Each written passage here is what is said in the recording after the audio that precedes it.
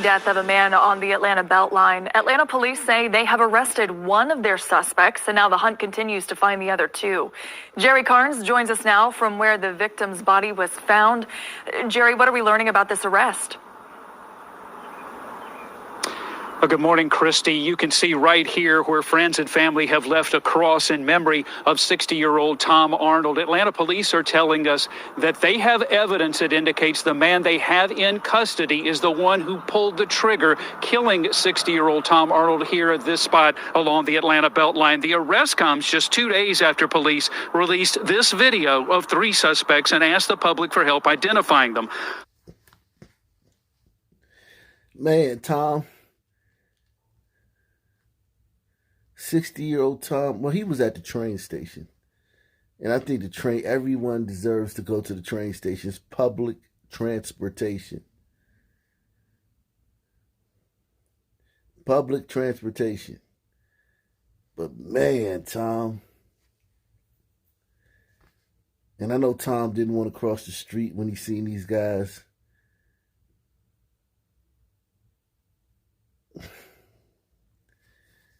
Man, Tom. R.I.P. Tom, man.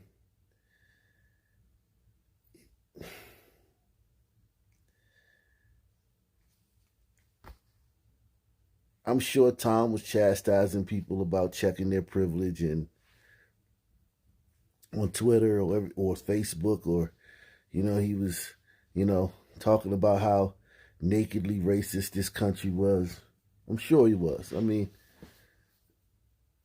sure he's talking about Trump and all this other stuff.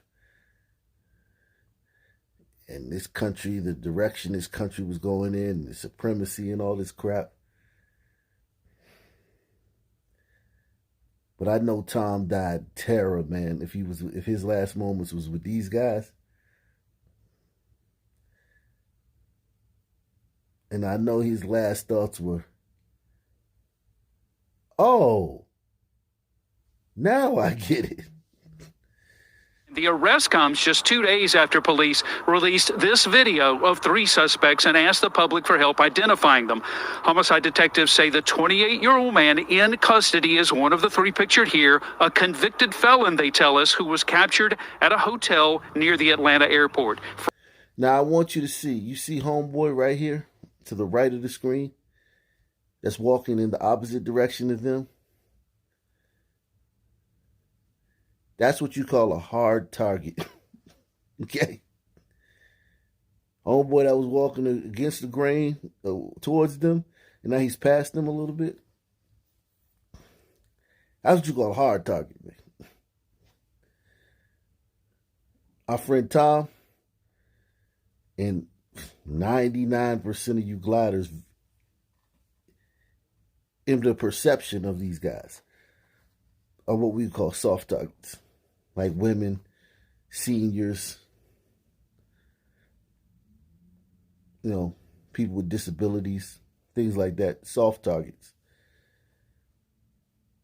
Say the 28-year-old man in custody is one of the 3 pictured here, a convicted felon, they tell us, who was captured at a hotel near the Atlanta airport. Friends tell us the victim just retired. Thomas Arnold was active in the community, volunteering for projects and causes.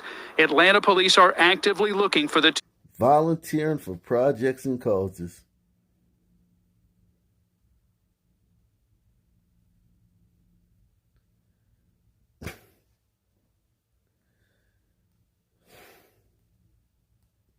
Look, man, it's your time. He had 60 years. He did what he wanted with his 60 years. That was his time to do what he wanted to do with. He don't have to, he get to spend his time the way he wants. With projects and causes, programs. Airport. Friends tell us the victim just retired. Thomas Arnold was active in the community, volunteering for projects and causes. Atlanta police are actively looking for the 2 remaining suspects believed to be tied to his murder. We are still working through other facets of that investigation. There are still two persons that are outstanding. To our understanding, they are on the run at this time, and we are searching for them relentlessly. Okay, sisters, they're searching for these guys relentlessly, which means that, and these guys are cowboys, so things may go haywire. Sisters, stand down. If this ends ugly, if they have to bust up in a house with a no-knock warrant, somebody produces a gun and gets shot, stand down, sisters. Go like, I think sisters don't have enough to do, man. Their kids are the top in the country and everything, grades, behavior, so they don't have to spend time raising their kids. I don't know, maybe we got to start a women's basketball league or something. Get these sisters something to do, man. But stand down, sisters, because this may get ugly. Because they're searching for these guys relentlessly, and these guys are cowboys. So I'm just telling sisters, please, man, just stay out of this one, man. Catch the neck. It's like a bus, man. One pass, it'll be another one coming in a few minutes. Y'all get to protest and act crazy in the streets. Just stand down on this one, okay? They done killed a 60-year-old man, man. A wokester, man. A guy who was, wokey woke and donating time and money to the causes, man. He was down with the cause, man. Y'all can't stand behind their sisters, man. We are still working through other facets of that investigation. There are still two persons that are outstanding. To our understanding, they are on the run at this time, and we are searching for them relentlessly. Now, there is currently a $35,000 reward for information that solves this case. Christy, back to you. All right, Jerry, thank you for that update. He was located in a house down in Morrow, Georgia. A lot of you were here yesterday. So again, the Atlanta Police Department is committed to bring people into custody and be held accountable for any type of actions that they committed to our city. You may be able to run, but you will not be able to hide. And we will do everything in our power to bring anyone to justice for committing any crime within our jurisdiction. We are serious about this, and that's our stance. So we would like to, again, just say that we thank the community for their assistance in all our crimes. But we are going to hold everyone that had any role in this homicide to justice. We last week we were here and we showed a video, and so we know there's one more individual. And I stand in front of you, say we're coming. You can do yourself a favor and turn yourself in, but we're close. And getting additional warrants. But you have opportunity, you know who you are, we know who you are, but we ask that you come forward. But if you don't, just like the other two counterparts, we will get... It's arrested 28-year-old Brandon Williams Saturday and charged him with the death of Thomas Arnold. Officers found Arnold's body near the Atlanta Beltline last month. Let's get out to Fox 5 Deidre Duke. She was at today's court hearing and joins us live now from Fulton County with the night's new developments. Deidre? And Tom Williams learned first thing this morning that he would not be getting out of jail anytime soon. That's shocking. I mean, literally, that's shocking. I'm sure that guy was expecting, like, once he got caught, he was going to get a bond and he was going to be back on the streets. I promise you he thought that was what's going to happen.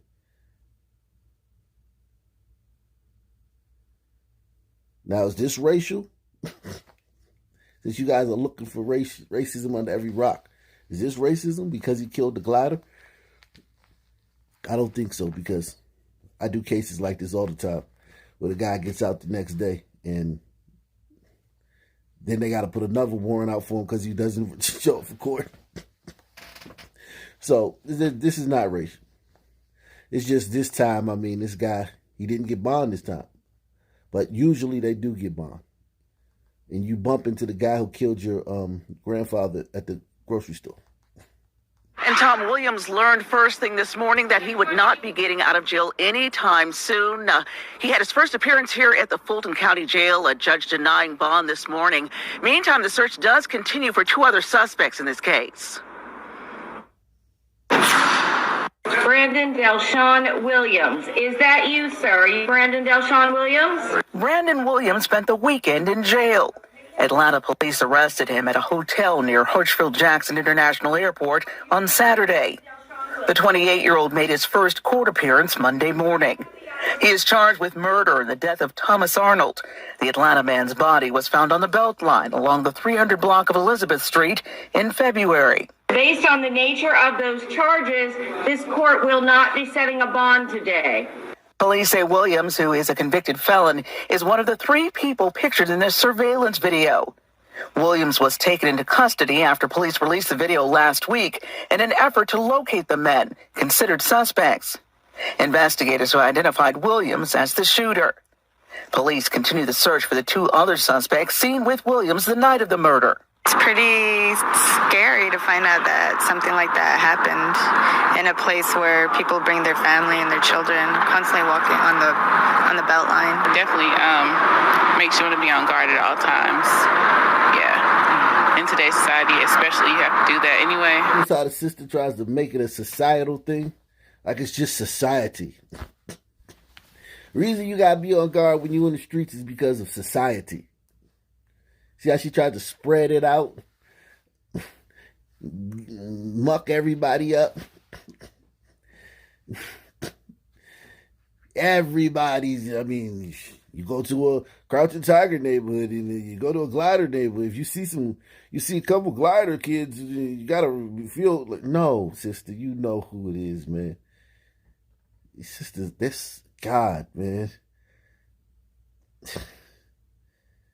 Definitely makes you want to be on guard at all times. Yeah. In today's society, especially, you have to do that anyway. The Beltline and nearby skate park, both busy Monday afternoon. Those we talked to are relieved a suspect is now behind bars, but remain on guard. You know, like I tell everybody, crime is everywhere. Homeboy agrees with me, man. They're everywhere. I told you, man. They're everywhere. You know, like I tell everybody, crime is everywhere. You know what I'm saying? It is very tragic, though, at the same time. But it's just a reminder I always try to tell people, like, you know, always take your precautions. Safety is the #1 rule, no matter where you go, who you're with, who you're surrounded by. You know, because anything can happen at any given moment. You know, life is unpredictable. Now, police are asking that anyone who can identify the other 2 suspects in that video to contact police immediately. Reporting live from the Fulton County Jail, Deidre Dukes, Fox 5 News. Crime in Atlanta keeps surging despite efforts to stop it. Today, Mayor Andre Dickens and Police Chief Rodney Bryant meeting to update everyone on the city's crime-fighting efforts. Caitlin Ross is joining us now live. Caitlin, the mayor has said since day one, really in office, that addressing crime is a priority, and the issues with repeat offenders continue. Talk us through what they kind of revealed today in this press conference. Save your time. Save your breath. Any person with half a brain could figure this out. So, the big problem in your city is repeat offenders committing crimes. So if they're offenders, that means they were caught for something. Because you can't be an offender unless you've been caught and convicted or charged.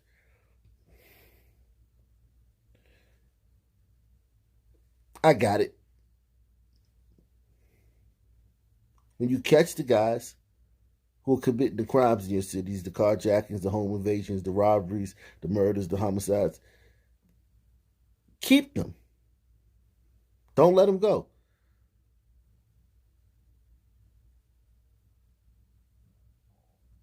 There, I fixed it. Well, Cheryl, you absolutely nailed it, because the frustration with this just continues. They say they're trying to get repeat offenders off the streets, get them into jail, but they keep being released. So the police chief and the mayor really talked about how they're increasing efforts. They're starting a new program targeting repeat offenders, and they're trying to put the pressure on. They're actually starting a new program that will allow citizens to watch the court cases as they work their way through. So they say the judges know that people who live in Atlanta are invested in these cases and trying to get those repeat offenders off the streets. How long have I been talking about this?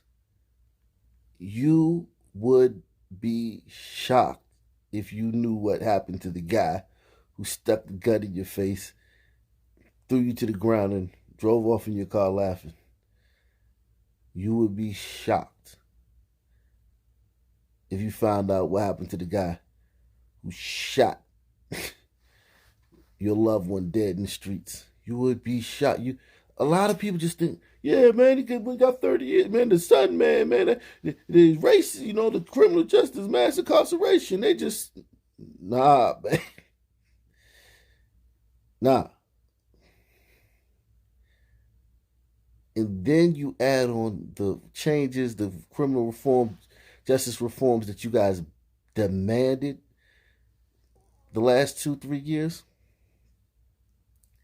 And you guys were relentless. If you add those to the way the system already was, you would be shocked. So they say the judges know that people who live in Atlanta are invested in these cases and trying to get those repeat offenders off the streets. I thought the chief gave a really powerful example of how just in the last week alone, the officers that are patrolling Atlanta spent the majority of their time trying to round up repeat offenders. Just last week, we arrested over 20 offenders that had 3 or more felonies, which we deemed to be repeat offenders. These repeat offenders had a total of 553 previous arrests, 114 of those being felonies. So you got 20 guys in Atlanta with a combined 543 arrests. Hit one if when I told you that these guys be getting arrested 50. Well, I mean, I don't know about now, but at any time during your subscription while you were a member of Ock Nation, that you would roll your eyes or think that I was just blowing smoke up your bum. When I was like, man, listen, man, a lot of these juveniles have been arrested 40, 50 times before they're 18. I've been telling you guys that for the longest time, man. Like, and initially I was telling you that because of the police brutality angle. But it's like, man, these guys know how to get arrested. These guys ain't scared of the police because, pasty liberals and sisters were saying that black men, son men run around scared of the police. Nah. You ain't getting arrested 50, 60 times and you scared of the police. No way. The police have some men walk around in a state of terror from the police. No. These brothers get arrested 50, 60. Do you understand? Chased down, corralled, cuffed, put into the back of a squad car, driven to the station,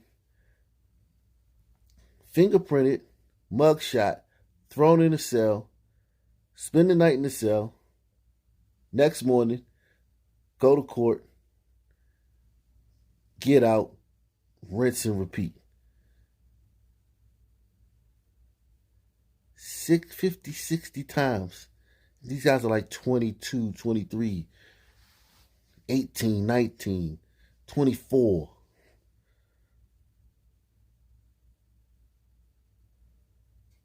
And that's with doing, some of these guys have done bids. Some of these guys did 3 years, 4 years, 5 years in the joint.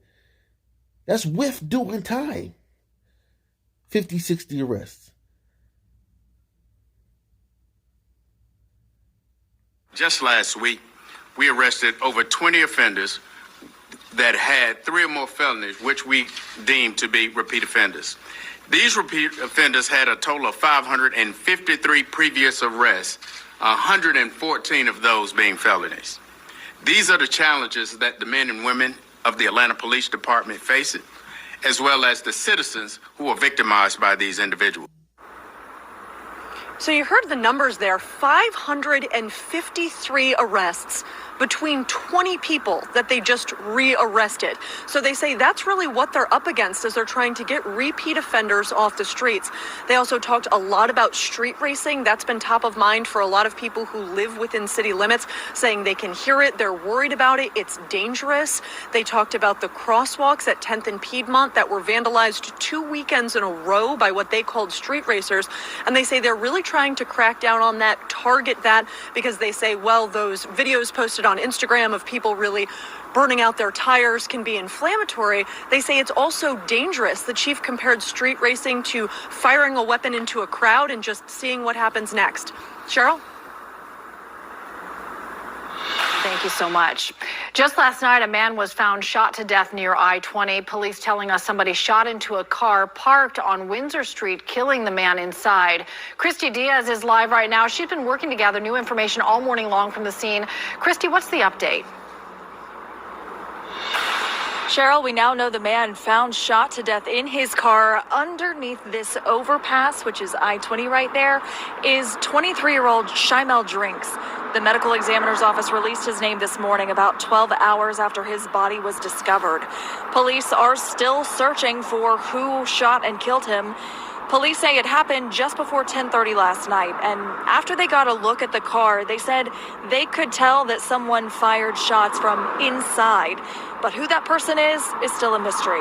Now, we've seen a string of shootings happening on or near interstates lately. We've had 2 in a week and at least 3 last month.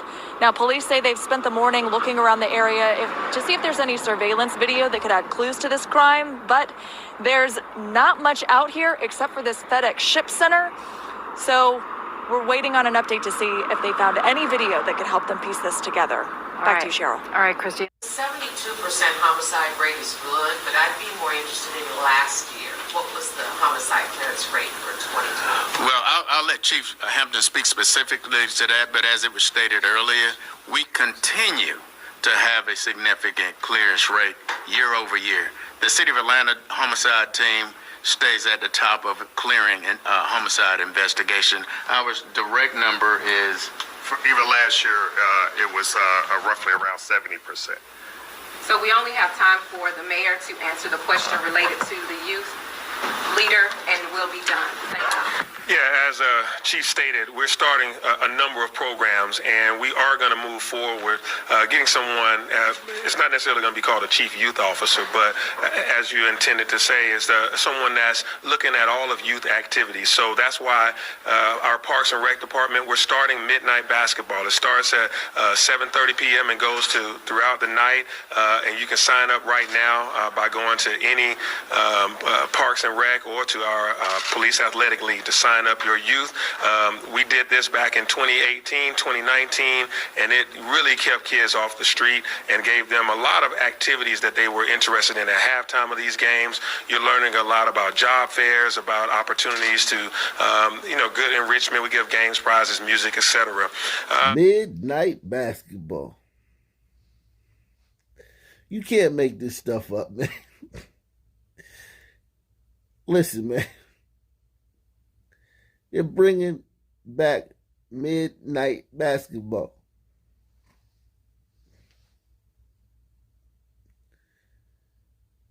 Midnight basketball. This is like a Key and Peele skit, man. Midnight basketball?